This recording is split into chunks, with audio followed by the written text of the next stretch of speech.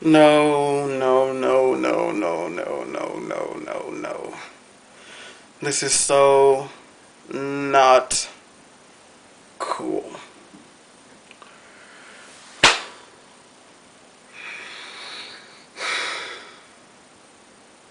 Well, YouTube, it's Kimbo, and it's time for another review of Legend of Korra, episode 10, Turning the Tides. And I thought it was going to be Team Avatar turning the tides, but no, I was sadly mistaken. There's going to be spoilers, and yeah. The first thing I want to say is about time Pima dropped that baby. I was like, this woman has got to be at least 11 months pregnant. I mean, come on. Drop the child already. And she did this episode. We get to meet little Rohan. He is adorably cute and adorably cute. It. I also appreciate that Pimba's not afraid of Lin, which is shocking. Um, but she's like, oh, I didn't know you two were out here. Why you got your hand on my man, Lin? Like, all of that was implied with those lines that she said, just in her tone. It was pretty awesome. But yeah, I'm kind of shocked that she's not scared of her, because although I'm married to Lin, I'm scared of her.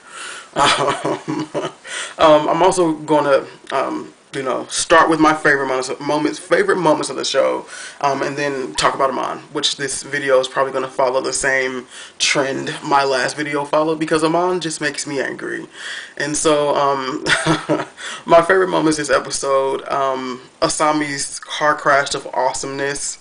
That was just amazing. They really are an amazing team. Like, there were no lines of dialogue leading up to that car crash, and I'm thinking that it was fully improvised by them just being a team, and I thought that was amazing. And then Mako redirecting the lightning. Wish she had to use that in some earlier parts of the series, but it's nice to see that it reared its head to that mecha tank and just knocked it down. Well, not knocked it down, but it didn't get back up. It didn't move again. But was getting some pretty good moves in this episode too. But Tenzin, oh my gosh, like, I'm a waterbender, but I love airbending. Like, the tornado thing and spinning the people around, that was beyond amazing. And then when he, threw that mecha tank up in the air like 15 feet, airbending needs to make a comeback. There needs to be some people that can just airbend all of a sudden, and then it's like 1,000 of them, and then I'm like, okay, rock on. And then, OMG, the way Korra used the water to like malfunction the mecha tank, that was, you know, I love water bending. So that was amazing to me, and I love this episode. But of course, no. I'm not going to think about it right now. Asami. I hope she stays on Team Avatar, because that girl, like, one of the chief walkers is coming near her and like basically trying to take her out. She needs her. It was a girl chief walker. She needs her. And then this dude like tries to slide under her and knock her over. She jumps and dodges being knocked over while grabbing his shirt, twisting him, turning him around before she electrocuted him with the taser. I was just like, did that just happen?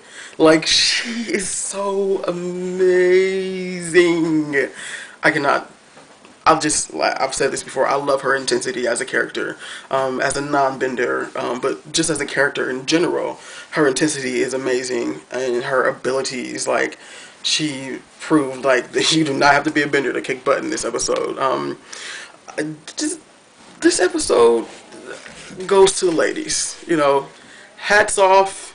Ladies, give yourself a pat on the back. I'm going to give you a clap, like, y'all just brought y'all A game this episode, and I really just, the grin won't. It was amazing. I will talk about Lin closer to the end of the video. No. I'll talk about her closer to the end of the video. But okay. Also, Janora, Ikki, and Milo. Grandpa Aang is smiling and very proud of you. He says thanks for repping the airbenders because they are so underappreciated in this world. And you know, those were really my favorite moments. The animation, of course, is amazing. It kind of goes hand in hand when you're talking about The Legend of Korra or anything Mike and Brian do. It really is kind of amazing. And I love this episode, but let's go ahead and talk about Amon. What was he planning to do if Tenzin decided to defend his home and stay there with his family?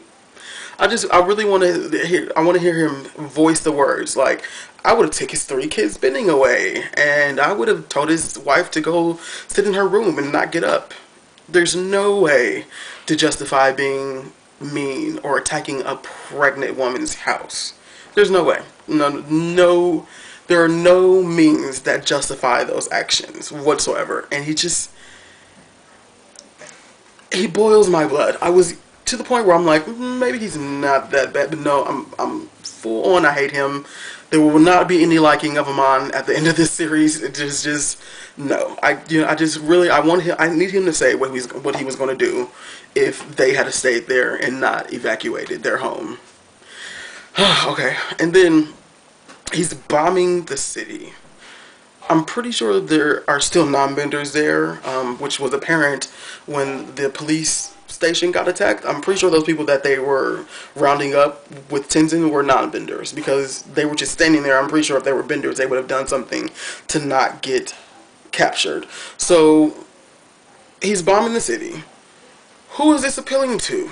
What if a non-bender got caught under one of those bombs and couldn't earthbend or firebend the fire away, or earthbend to block themselves, or waterbend to just what would have happened? Like, who is destroying the city appealing to? Like explain that to me. Explain that to me, Amon. This is me talking to you, and I would like to let you know that you can't whoop me because I'm real. I'm just playing. Because if he was in this world, I'd probably be like, look, Korra. But just explain. Destroying the city is not going to help anybody. Oh, it just makes me so mad. And then one thing that I didn't mention last week in my video because it was just me being a geek, and I'm sorry, but it looks like some people didn't enjoy it. A lot of people enjoyed it, actually. But when he takes Tarlok's power away, I notice he takes an attack stance, like he stands back, and he takes an attack stance like he's about to, attack Tarlok. And I was like, wait a minute, didn't you just take his bending away? And then normally, don't they kind of fall out and can't do anything for a few minutes? So I was wondering, like, why did he do that? And then again, this episode kind of, it seems like he's off his game. Like, he's not as clever and calculated as he normally is, because he clearly let Korra slip through his hands. He was supposed to have the Avatar by the end of this episode. It seems like that's what he wanted. And then he offers Lynn a pardon if she told him where she was.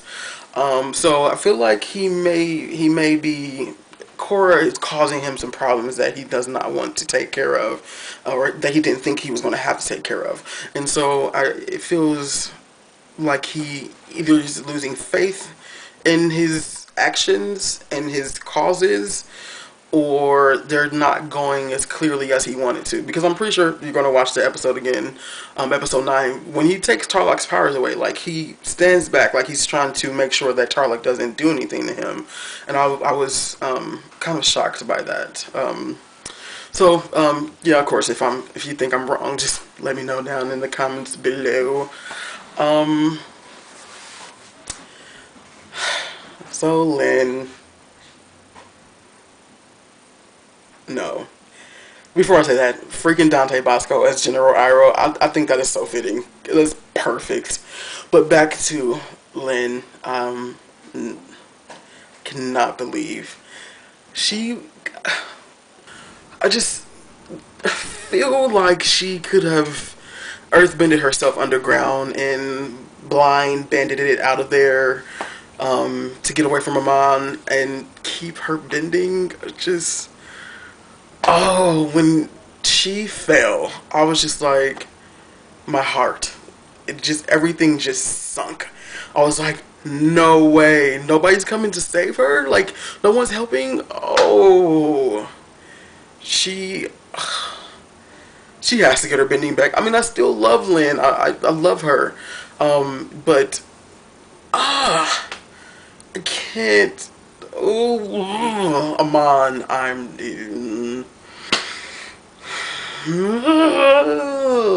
want to scream right now, but I'm not the only person here, and I don't want to alarm anyone. So yeah, I just, she's not dead, and I really appreciate that.